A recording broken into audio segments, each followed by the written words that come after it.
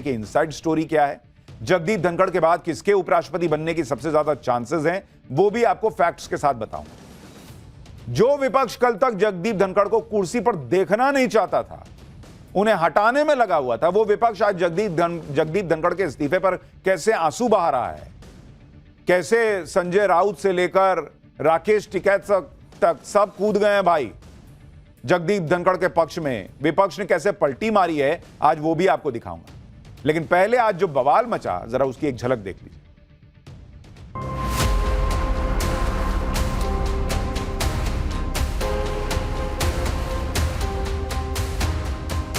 I will retire at the right time. किसानों की आवाज उठाने वाले थे। ये संसदीय इतिहास का काला दिन है।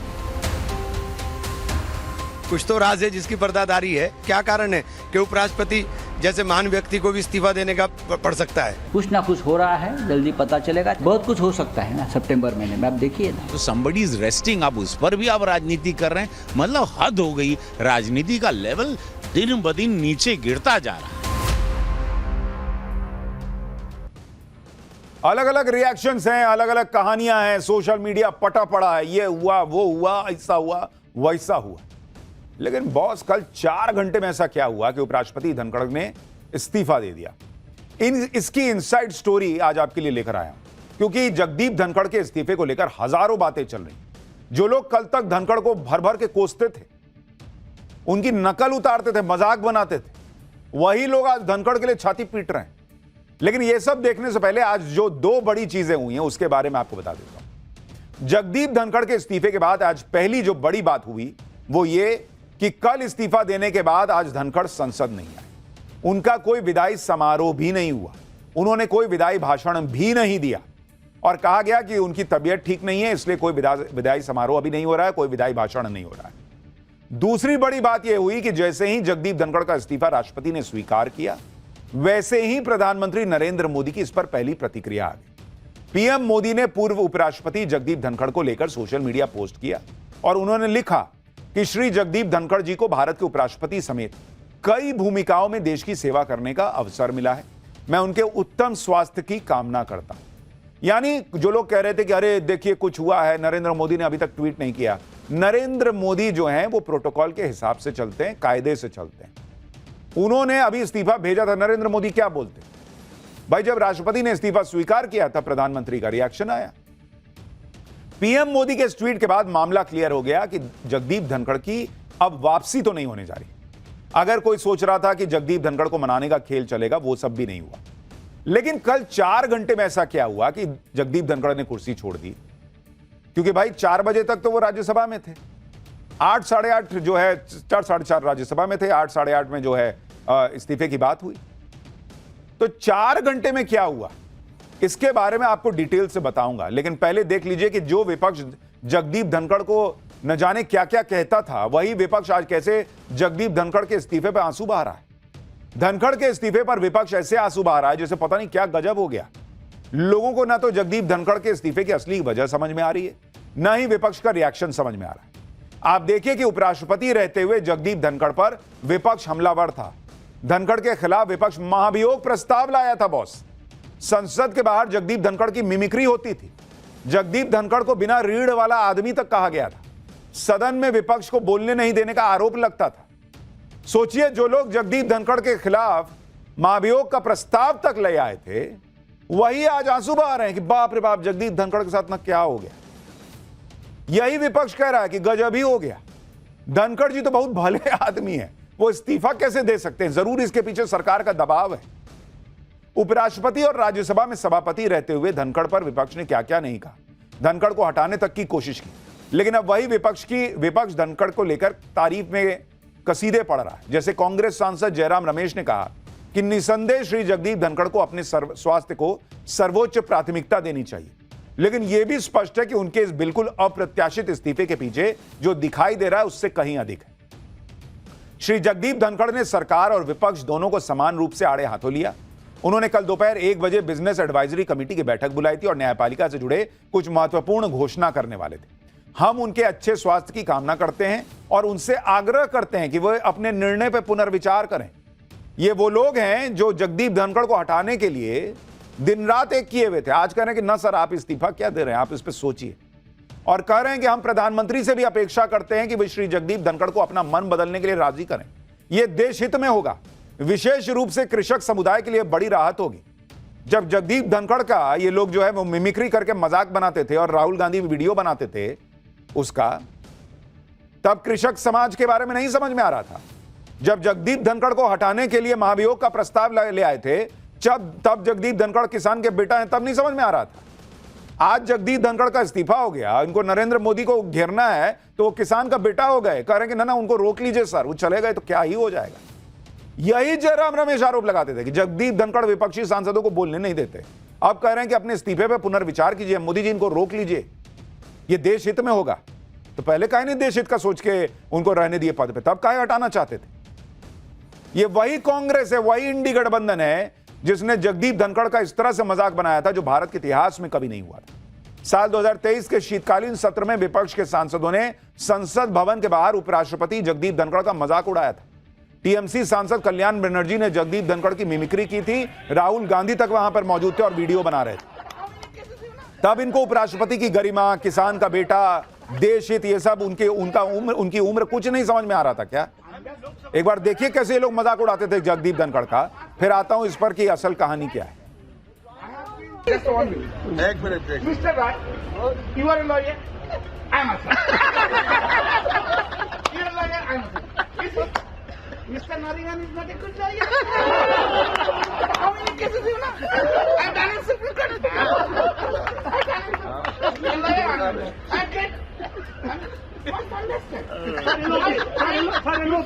My spine is so straight.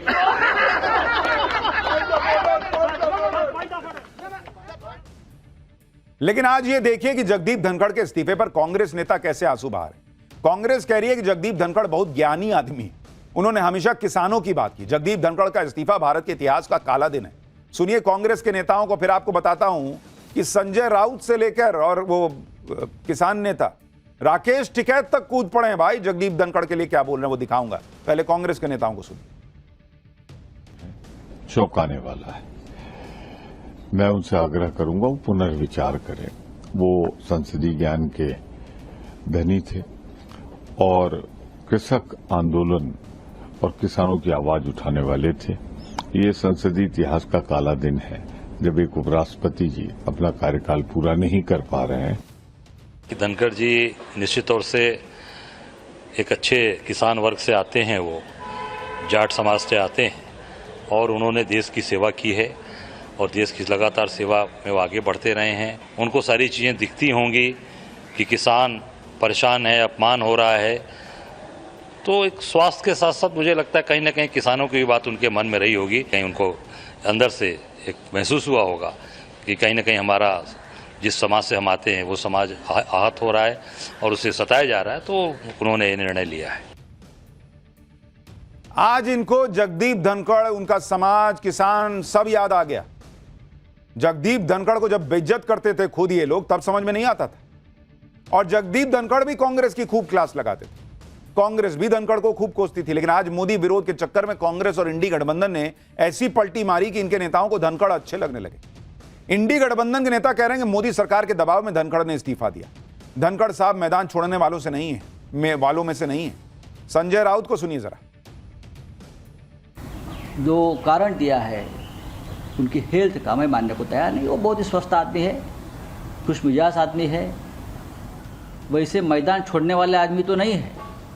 हमारे उनसे मतभेद हो सकते हैं, लेकिन मैं उनको जो देखता हूँ वो सहजता से मैदान छोड़ने वाली व्यक्ति नहीं है, वो लड़ने वाले आदमी। आप ये भी देखिए कि उपराष्ट्रपति पद से जगदीप धनखड़ के इस्तीफे से राकेश टिकैत जैसे लोग भी दुखी हैं। राकेश टिकैत कह रहे हैं कि जगदीप धनखड़ ने इस्तीफा दिया नहीं है, उनसे इस्तीफा लिया गया है। राकेश टिकैत कह रहे हैं कि लोगों ने फोन करके उन्हें यह जानकारी दी है। सुनिए राकेश टिकैत को, फिर इस्तीफा दिया गया, लिया गया, उसकी इनसाइड स्टोरी भी बताता हूं। हमारे पास में फोन आए, उन्होंने कहा इस्तीफा दुआया उसे कह के नहीं तो जाट तो भाई मरता हुआ खाट पर भी जमीन नाम नहीं करता हो किसी के। जमीन नाम भी बालकों के मरने के बाद हो। जिंदगी किसने करी हो तो बता दो। इस्तीफा दे नहीं सकता था, यानी इस्तीफा लिया।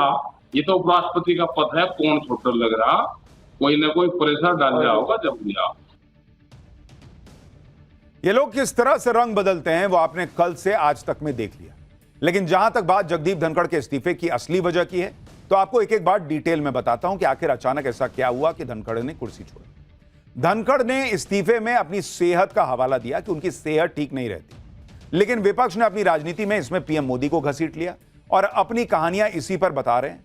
पहले आप विपक्ष को सुन लीजिए, फिर आपको इस्तीफे की असली वजह बताऊं। स्वास्थ्य का खराब हो सकता तो एम्स जैसे बहुत ही बढ़िया हॉस्पिटल है, इसका इलाज हम करवा देंगे। और ऐसी कौन सी बड़ी स्वास्थ्य की मुद्दा है उपराष्ट्रपति का? वो लंबे जंबे जाट है, हट्टे कट्टे सब ठीक ठाक है, मगर ये सरकारी बीमारी है, ये अजीब वायरस भाजपा में घूमती रहती है, तो अब आके इनको भी ऐसी लग गई है। कुछ तो राज है जिसकी पर्दादारी है, वरना ये बात समझ में नहीं आती कि कल सारा दिन काम करा, पूरा शेड्यूल लगा हुआ है, आप अचानक इतना ज्यादा आहत हुए कि आपको इस्तीफा तक देना पड़ा। तो ये बात तो जानने का अधिकार देश को है कि क्या बात हुई, क्या कारण है कि उपराष्ट्रपति जैसे महान व्यक्ति को भी इस्तीफा देने का पड़ सकता है।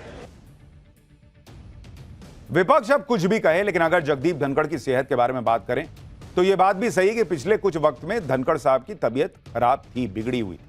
जैसे 17 जुलाई को तत्कालीन उपराष्ट्रपति जगदीप धनखड़ जब दिल्ली की यमुना वाटिका और बांसेरा पार्क पहुंचे थे, वहां अचानक उनकी तबीयत बिगड़ गई।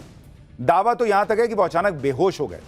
इससे पहले 25 जून को नैनीताल में कार्यक्रम से पहले भी धनखड़ की तबीयत अचानक बिगड़ गई थी, वो बेहोश हो गए थे। इसी साल मार्च में उन्हें दिल की बीमारी के चलते दिल्ली एम्स में भर्ती कराया गया था। वो 3 दिन तक अस्पताल में रहे थे, उन्हें कुछ दिन आराम करने की सलाह दी गई थी। यानी ऐसा नहीं है कि जगदीप धनखड़ की तबीयत में कुछ था ही नहीं, कोई हेल्थ इशू था ही नहीं। हेल्थ इशू थे, ये दिख रहा है, लेकिन अचानक इस्तीफा देना क्या सिर्फ हेल्थ इशू से जुड़ा है? हेल्थ इशू एकमात्र फैक्टर था, यह बात आसानी से गले नहीं उतर रही, क्योंकि 12 दिन पहले ही यानी 10 जुलाई को जगदीप धनखड़ ने खुद एक कार्यक्रम में कहा था कि वो अगस्त 2027 तक रिटायर नहीं होने वाले। सुनिए उनका बयान, 10-12 दिन पहले उन्होंने क्या कहा। I will retire at the right time. August 2027. Subject to divine intervention. यानी जगदीप धनखड़ 12 दिन पहले खुद कह रहे थे कि मैं 2027 के पहले रिटायर नहीं होने वाला जब तक कि कोई देवीय इंटरवेंशन ना हो जाए। तो भाई उनको 12 दिन पहले पता नहीं था कि इतनी तबीयत खराब हो जाएगी कि मैं 2027 तक वाइस प्रेसिडेंट के पद पे कंटिन्यू नहीं कर पाऊंगा। इसलिए लोग कह रहे हैं कि इशू की जो इस्तीफे की वजह है वो सिर्फ हेल्थ इशू नहीं हो सकता।